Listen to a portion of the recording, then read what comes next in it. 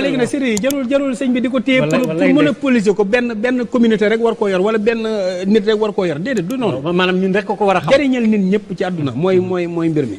waaw loolu nag moo am solo le reste nag dara amu ci solo. yàlla rek am solo boo ko amee am nga solo boo ko amul amoo solo.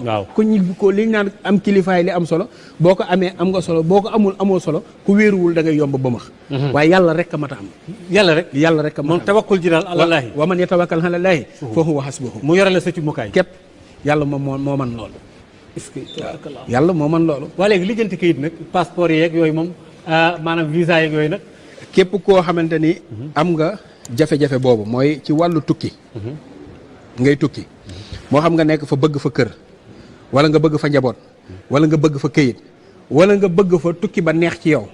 maanaam booy da ngay saxal di def fatiha ñaari ràkka ngay julli fatiha alam nasara fatiha isa jaa bu ci ne fukki yoon ak benn boo noppee nga def astaghfirullah téeméer def wa yan xalibu ila ahlihi masruran téeméer def wala sawfa yuxtika rabbuka fatarda téeméer daal di def salaatul fatiha 222 boo ko defee insha allahu rabbi sunu borom dana la dimbali ba lépp looy wut ci wàllu tukki boobu sunu borom dana ko yombal même ki nga xamante ni nii day wut visa mu jafe ko bu ko defee sunu borom dana ko may